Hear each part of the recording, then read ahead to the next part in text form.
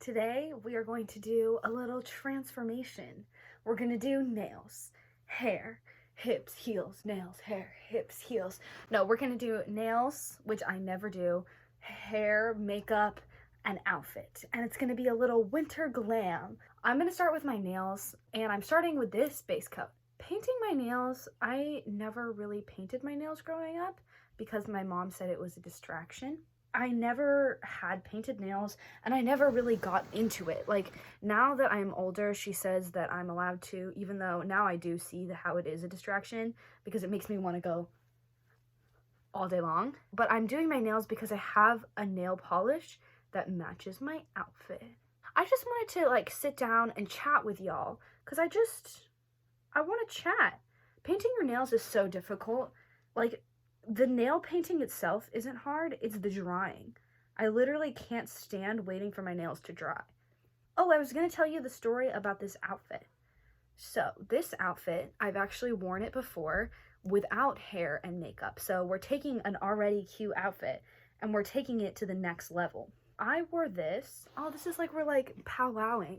We're like girl vibe hanging outing. So I wore this to an event that happened this year, and I'm not supposed to talk about it. We are not allowed to share photos from the event, but it was very lit and I looked so cute, and I said, you know what? I want to share this with all of the friends at home because they deserve this cute outfit, and I deserve to get to wear this again and look fabulous. And I spilled it a little bit. Here is another story that I'm gonna tell you. This happened to me the other day when I was walking. This happened on 2 days. So the first day I was walking, and then it was dark out, but I saw that this guy had put out these big metal statues of a band. A guy playing guitar, wearing a sombrero, and there were 3 of them. And they were so cute, and I was like, oh, I want to take a picture of this. But it was a little too dark, and so I was like, you know what, I'll come back tomorrow, and I'll take this picture tomorrow. Okay, I finished painting, and now I wait. So I came back the next day and I was walking and I was like, oh, perfect. I remembered that I wanted to take this picture. I have my phone, I'm all ready, and I cross the street and I'm like setting up the shot. And then I see, like, I'm holding my camera up. Then I see this car backing out of the frame. And I was like, oh no, the person who lives at this house is backing out in the middle of me taking this picture. Like, I hope they don't say anything. This is gonna be awkward. And so I just stand there and I was like, it's too late. Like, they probably already see me. I'm just going to keep holding my position and I'm trying to frame this shot and I cannot get a good picture. And so I'm framing it, and then this car pulls around. I'm standing on the corner. These statues are on the corner, and this car pulls around and it like parks on the outside of the sidewalk. It's this like older man, and he's in this like older like vintage car, and he pulls down and he rolls down the window and he goes, do you hear the music? And I was like, and I had headphones in, but I wasn't listening to anything. So I took them out and I was listening, and I was like, no, I don't. And he was like, do you hear the music? And I'm listening, and I'm thinking that this guy like set up like a motion sensor or just like an outdoor radio so that it sounds like these like metal statues have music playing. And I'm trying to listen and like help him out, and I'm not hearing anything. But he's so sure that there is something playing. And I was like, oh my gosh, like, I don't hear anything. But he's acting like it's there. And he was like, do you hear the music? And I was like, no. And he's like, you have to imagine it. And then it is there. And I was like, oh, okay. And then he was like, I put these here for you. These statues are here for you. This whole neighborhood, like, has been appreciating the statues, and I don't go for walks in front of my own house. And I was like, oh, okay. Thank you. And then he just drove away, and that was the end, basically. I have no idea, like, no way to tell if these are dry without touching them, but it's only been, like, 4 minutes, so I don't think they are. So I'm just gonna sit here and, like, go like this. Oh my gosh, I think my left hand is dry. Okay, I'm gonna paint it. So today I am using, by Essie, Bikini So Teeny. We gotta go like this. I am not into bikinis that are so teeny, but I love this color. It is my absolute favorite. I love it because it matches my skin tone really well. This bottle, this color slaps. Okay, and now I'm just gonna paint them on there. Yeah, I'm not gonna put a time lapse in. You know what painting nails looks like. And that's one hand all complete. And then we have to do the other hand. Well, it's not all complete, but that's layer one. This is probably the most time consuming and least enjoyable part. Like, I enjoyed painting the nail, but the waiting. But I know that it'll make my outfit look cute, so that's why I'm here. Genuinely though, if you are someone who paints your nails a lot, how do you know it's done without touching it and ruining it? Does nail polish even ever dry? Okay, I did the top coat and I'm still waiting for things to dry, but I'm gonna try and move on to my makeup. This is a little hack. I made these cute masks, by the way, first. Appreciate. They have a wire and everything. But if you wear a mask, then you don't inhale so many fumes. I wish I'd known that before I inhaled all the fumes. But we're gonna go ahead and move on to the makeup. Now, in my time while I was waiting, getting prepared for what I was gonna say, I was thinking about what I was gonna talk about next, which is, that was a lot. Why I don't really wear makeup very often. And then I realized that this just sounds like me talking about why I'm not like other girls, but that's okay. And yes, I realized I could shut the window to stop the sounds of cars driving by, but I needed to filter out the disgusting nail fumes. Okay, am I gonna use the viewfinder as a mirror? Most definitely, probably. Here I'm doing it. So I love makeup. I think makeup is super fun, and makeup is important and very interesting to me as an actor, and it's a very important part of me for getting in character because as a stage person, I do all my own makeup, and I love it. But that is why I don't really wear makeup in real life. Well, common thread theme, just like nail polish. Oh, why did I do that? I don't usually bake my smile lines when I'm doing my own makeup. Just like nail polish, my mom said that makeup was not appropriate, so I didn't really wear makeup. I actually, when I went into high school, I was like, you know what? I'm gonna start wearing mascara, because that's what all the girls were doing. They were wearing mascara, and I was like, I'm gonna do that. And I wore brown mascara. And then my mom found out, and she was like, Zoe, if I catch you again doing this, I will take away all of your makeup, including your stage makeup, and you will have to go on stage and like be a flat. And so then I stopped wearing makeup to school. But as I got older and I started to have like, you know, special things like graduation or my own like personal stuff, I don't wear makeup because I feel like I'm getting in character and I'm not being myself. I mean, did you just see that cloud of dust fly? So yeah, that's where I'm at. But I'm still trying to improve my makeup technique because I'm not great at doing real human makeup. So yeah, I'm now baking that and I'm going to do my eye makeup. I really can't tell if this is good or not because I'm blending it in a viewfinder, but that's okay. Someone requested that I tell this story. So my wonderful friend Samantha asked me to tell the story that I'm about to tell right now. So this is all before COVID, BC. I went to go see one of my friends in 12 Angry Men, which, if you are not familiar, 12 Angry Men is a drama, and it features, exactly as it sounds, 12 men. It's the story of a court case, and it's very serious, and it's about this boy who's being put on death row, and this is the jury that has to decide, like, is he guilty? Should he be put to death, basically? And should he not? And it's like a little examination of the American justice system. It's very, very good when it's done well. And so after the show, they have a talk back. Now, this was a couple years ago, and it was just as my family, because I have a younger brother, our family TV show was The Flash, the CW Flash. And we had just finished like season 1 or 2. Doing your makeup while talking is definitely a skill. But this is something I miss from getting ready in the theater, is like everyone's hanging out by the mirror with the lights, and we're all chatting, getting into makeup. And I was actually just talking about this with Sam, so that's funny that she requested this story. Anyways, so if you've seen the first season of The Flash, I feel terrible that I don't know this guy's name. but it's the guy who plays Eddie, Iris's husband. It's that guy. He was in the play. And we were like, it was just me and my mom, but I was like slightly shook because I was like, oh my gosh, like I just saw this guy on TV and like now here he is right there and like he knows my friend. Oh my gosh, crazy. He had an amazing performance. Everybody in that show was like, chef's kiss. There was a talkback, and the people at the production who were watching the show were mostly adults, and then there was another family with like a youngish boy. He was probably like 12. And so he raises his hand to ask a question. They call on him and they're like, what's your question? And he goes like, hi.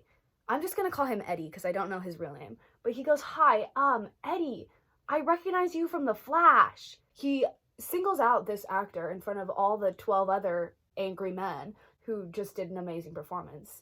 And he was like, I just want to tell you that you did really well. And everyone was like, aw. And the guy was like, oh, thank you. And like, thank you for being a fan of my work. And so then they move on and like somebody else asks a question like, how do you feel that this show is like monumentally important even though it was written back in the day? Like performing it now, what is the significance? And then like there's also a lot of racial politics in the show, so they were asking like some of the white actors like, were you aware of some of the things that the characters of color deal with in this show? And like, how did this make you a more woke white person? And then this kid raises his hand again. They call on him. He's like, I just wanted to ask you, Eddie. Singles him out again in front of all the other actors. Whereas everybody else was asking more general questions that everybody could respond to. He's like, what is it like working on The Flash? As opposed to like working on the stage and in this production. And Eddie handled it very well. He was like, well, one is the stage and one is the screen. So like one is live and the other one isn't. And one is a fantasy show for children and the other one is like a very serious play. But yeah, that's the punchline. He kept asking questions about The Flash when we were not at The Flash. Thank you, Sam, for requesting this story. I hope you enjoyed it. And everyone else, comment down below. Tell Eddie that he did a great performance. So I'm just working on the eyeshadow. I officially messed up one of my nails. Kind of mad about it, but that's okay. We're just going to hang out and hope that it all turns out fine in the end. And if I stay this far away, you can't even tell, so it's fine. Nail polish literally puts anger in my soul because, oh no, I most definitely cannot do that in the viewfinder. I really did try to give this time to dry. I mean, I went and I like watched an entire episode of Atypical. I studied for my voice lesson, and yet here it is, still getting smeared like 30 minutes later after being put on. So frustrating.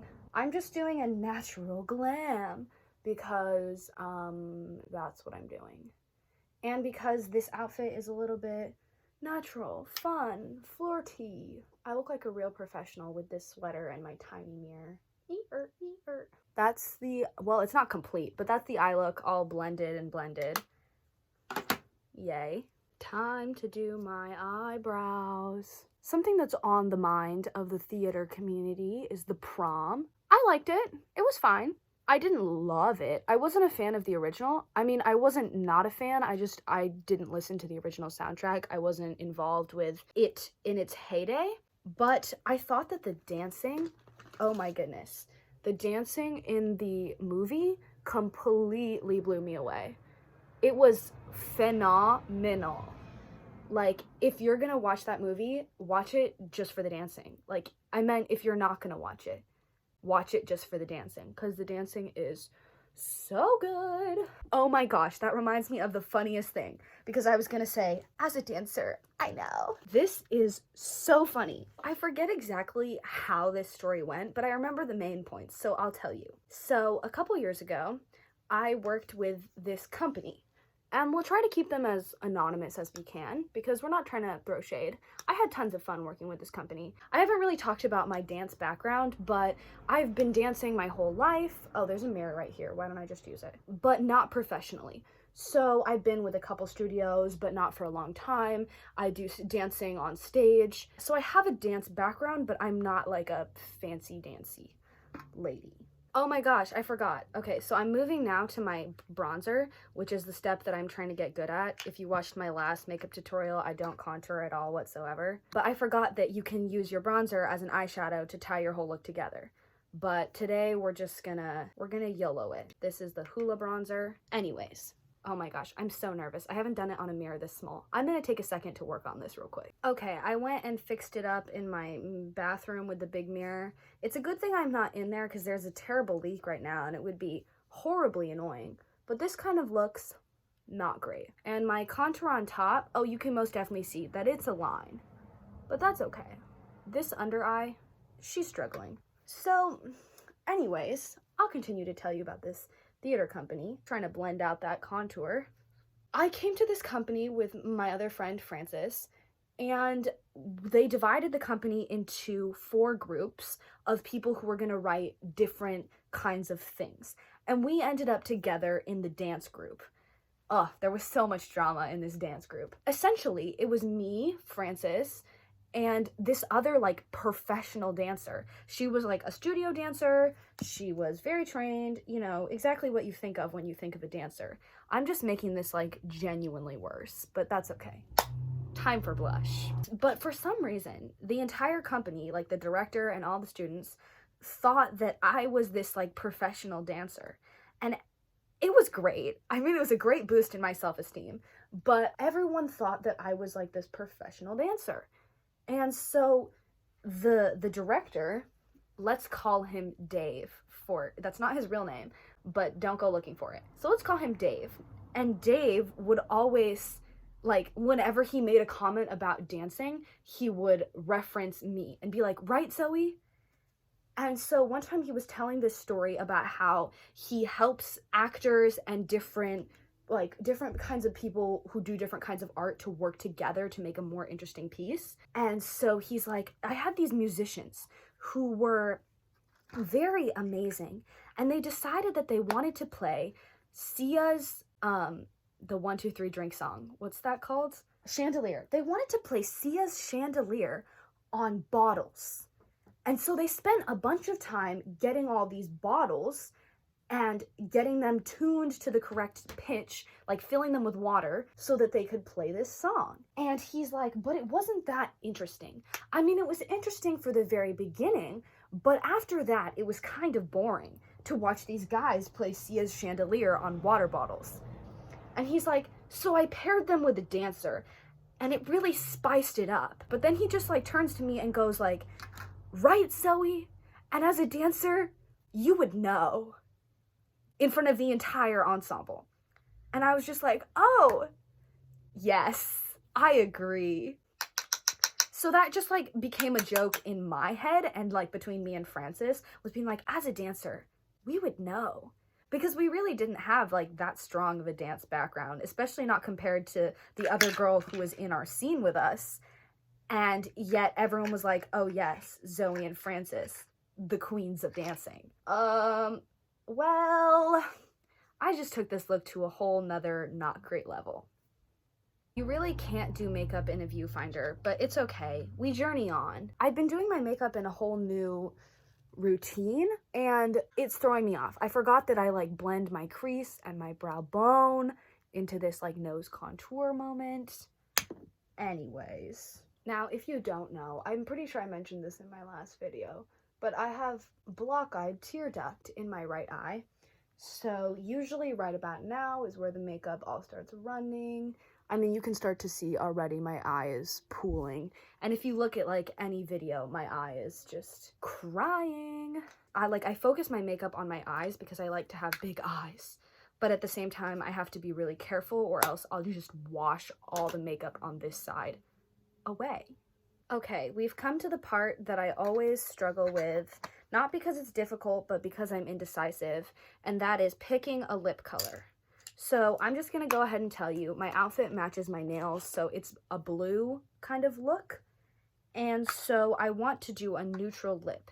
So I have this neutral lip liner, and then I think I'm gonna fill it in with pink, but I'm gonna go ahead and line my lips. Obviously I can't talk while I'm doing a liner, but there's the liner. I did a straight across because I've actually been kind of having some fun with the straight across lip. I didn't drastically like take out my Cupid's bow, but it's not like there's much there anyways.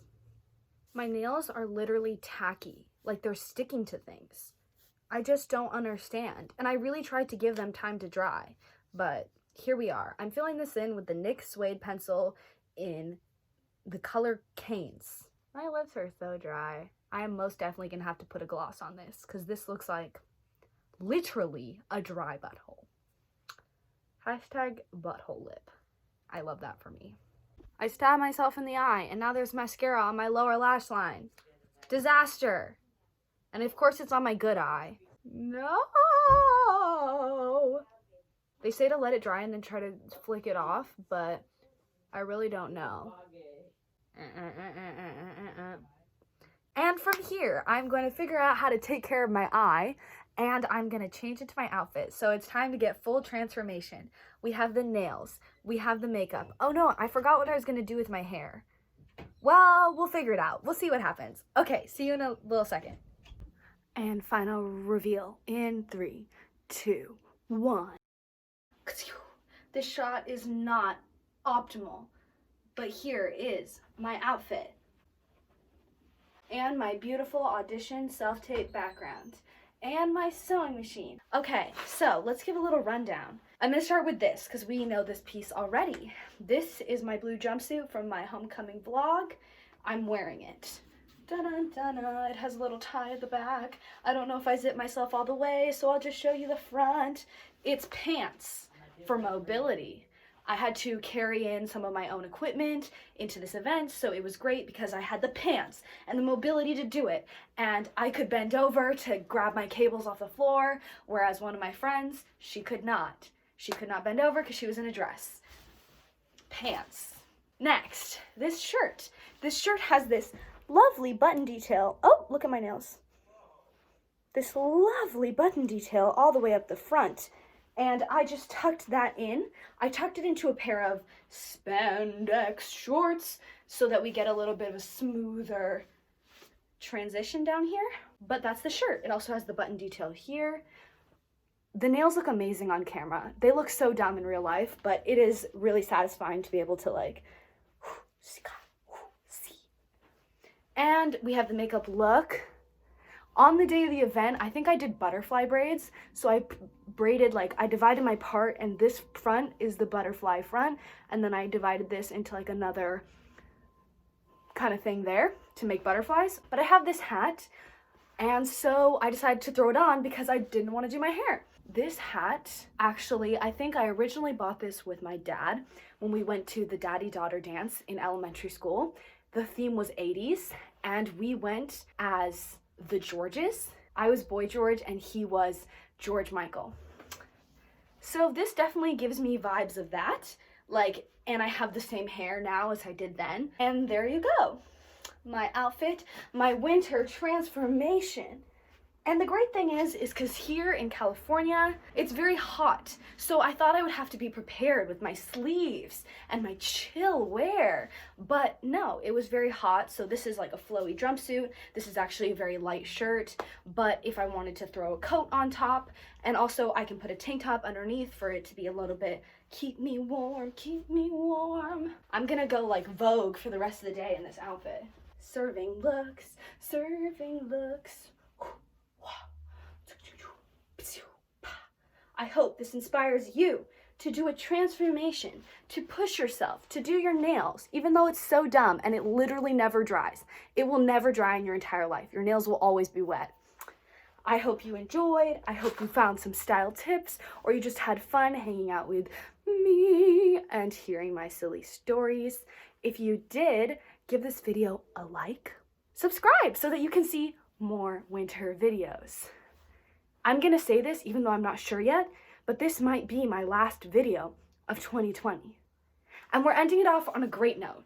Like, we're serving looks, we're in a good mood, and I hope we bring this energy into 2021. And cut.